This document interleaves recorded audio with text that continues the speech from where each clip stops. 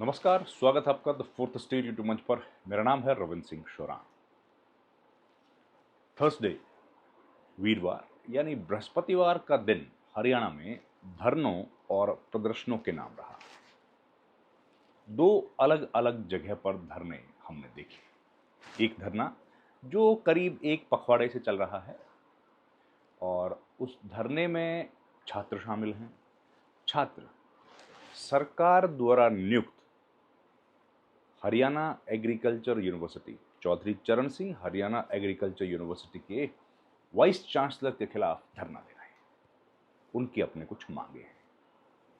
धरना नंबर 2, हरियाणा में एक विधानसभा क्षेत्र है, सबसे नए नवेले जिले चरखी दादरी का हिस्सा है बाढ़ा। उस विधानसभा क्षेत्र के नए नवेले विधायक हैं उमेद पातवास। उन्होंने एक धरना दिया एक प्रशासनिक अधिकारी के खिलाफ। अधिकारी से उन्होंने एक ऑफिस को खोलने के लिए कहा। अधिकारी ने मना कर दिया, कथित तौर पर ये खबरें हैं। और उसके बाद धरना दिया गया। धरना देने के बाद 2-3 घंटे धरना दिया। 2-3 घंटे के धरने देने के बाद अधिकारी का तबादला कर दिया गया। 2 घटनाएं। एक घटना जिसमें छात्र मांग कर रहे हैं कि वाइस चांसलर को हटा दिया जाए, करीब 15 दिन से मांग कर रहे हैं, अभी तक नहीं हटाया, अभी तक कोई कार्रवाई नहीं हुई है। आरोप है कि छात्रों के साथ दुर्व्यवहार किया गया, मारपीट के आदेश दिए गए और स्टूडेंट्स के साथ मारपीट हुई। दूसरी तरफ विधायक जो हैं वो मांग कर रहे थे, बीजेपी के सत्तारूढ़ बीजेपी के विधायक उमेद पातवास अपने क्षेत्र में गए और उन्होंने विधायक ने फोन लगाया स्वाति अग्रवाल को, जो कि BDPO block development and panchayat officer हैं। उनको फोन किया कि एक कमरा, रूम जो BDPO के दफ्तर में है उसको खोल दिया जाए। क्यों खोल दिया जाए? खोल दिया जाए क्योंकि वो कमरा दिया गया है, वो room, that room has been allotted to sarpanch association. अब ये क्या भला है जी? जो देश का 3 टियर सिस्टम है पंचायती राज का, उसमें ग्राम प्रधान जिसको सरपंच बोलते हैं, ग्राम पंचायत, फिर ब्लॉक पंचायत जिसको ब्लॉक समिति बोलते हैं, और उसके ऊपर जिला पंचायत जिसको जिला परिषद बोलते हैं। ये 3 सिस्टम है। कई दफा कई जगह हम लोग देखते हैं कि सरपंच जो लोग हैं वो एक एसोसिएशन बना लेते हैं। हर लोग बना लेते हैं। अब सरपंचों ने एक एसोसिएशन बना दी, that is a private body. उस प्राइवेट बॉडी को सरकारी संस्थान, सरकारी बिल्डिंग में कमरा क्यों दिया जाए, ये है सवाल। और विधायक इस बात पर अड़ गए। ऐसी खबरें, विधायक कथित तौर पर चाहते थे कि वो रूम खुले और BDPO ने इनकार कर दिया कि वो रूम नहीं खुलेगा, क्योंकि किसी भी प्राइवेट बॉडी को, अगर किसी भी प्राइवेट ऑर्गेनाइजेशन को सरकारी इमारत में कैसे रूम दिया जा सकता है। अब इस सवाल के जवाब में आया तबादले का आदेश।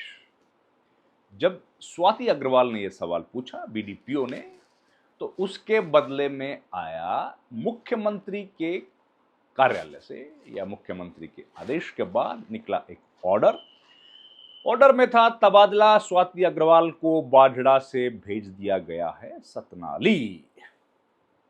काम हो गया। विधायक जो चाहते थे वैसा हुआ, लेकिन विधायक जो चाहते थे, क्या वो कानूनी था?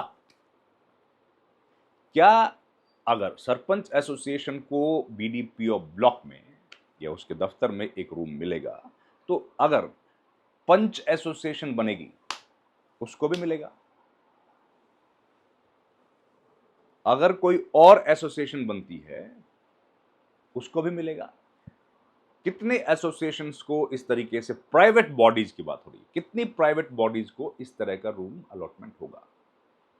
तो पहली नज़र में जो मांग की जा रही थी वो मांग तो कानून सम्मत नहीं लगती है, बावजूद उसके सरकार को ये ठीक लगा और सरकार ने उस अफसर का तबादला कर दिया जो अपनी मेहनत से उस पद पर आए थे। मतलब बीडीपीओ बनने के लिए आपको एक एग्जाम पास करना पड़ता है, इंटरव्यू फेस करना पड़ता है, सिलेक्शन के बाद आप उस पद पर पहुंचते हैं, सरकारी मुलाजिम बनते हैं।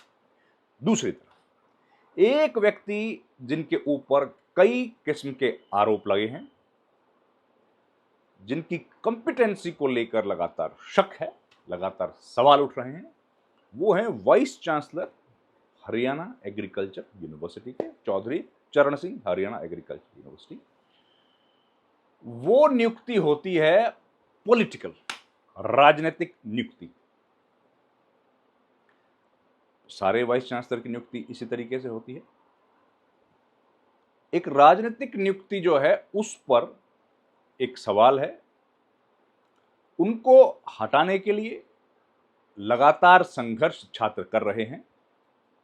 छात्रों के इस संघर्ष में कई दूसरे संस्थान भी आए हैं, लेकिन सरकार टस से मस नहीं हो रही। क्यों? क्योंकि वो पॉलिटिकल अपॉइंटी है और ये प्रशासनिक अधिकारी है। अब क्या सरकार प्रशासनिक अधिकारियों का या अफसरों का हौसला कमजोर करना चाह रही है, कि संदेश ये देना चाहती है कि अधिकारियों को विधायकों के मातहत काम करना पड़ेगा, विधायकों के, सांसदों के आदेश सुनने पड़ेंगे, नहीं तो झेलना पड़ेगा तबादला। और वाइस चांसलर के मामले में सरकार ये संदेश देना चाहती है कि जिस व्यक्ति को राजनीतिक तौर पर नियुक्ति मिली है उसके ऊपर कोई भी आरोप अगर लगेगा तो सरकार उसके साथ खड़ी है। सरकार ने एक कमेटी बनाई, वो कमेटी अभी तक डेडलॉक खत्म करने में कामयाब नहीं हुई। कमेटी ने बातचीत की, लेकिन उनकी बातचीत भी असफल साबित हुई। तो क्या बातचीत का सिलसिला सरकारों को यहां खत्म कर देना चाहिए? और खबरें तो ये भी आई हैं कि जो गर्ल्स हॉस्टल है, यूनिवर्सिटी में बॉयज हॉस्टल, गर्ल्स हॉस्टल होते हैं, तो एक गर्ल्स हॉस्टल कोई है, उसमें शायद रात को कुछ घटनाक्रम हुआ है और लड़कियों को या गर्ल्स जो वहां पर बोर्डर्स हैं, जो लड़कियां जो रहती हैं, उनको बाहर निकाल दिया गया। ये अपुष्ट जानकारी है और शायद फूड की प्रॉब्लम उन लोगों को आई। खैर, मुख्य जो घटनाक्रम था, मुख्य जो बात थी वो ये थी कि 2 धरने हुए। एक धरना हुआ हिसार में, एक धरना हुआ बारहड़ा। दोनों धरने सरकार के खिलाफ हुए।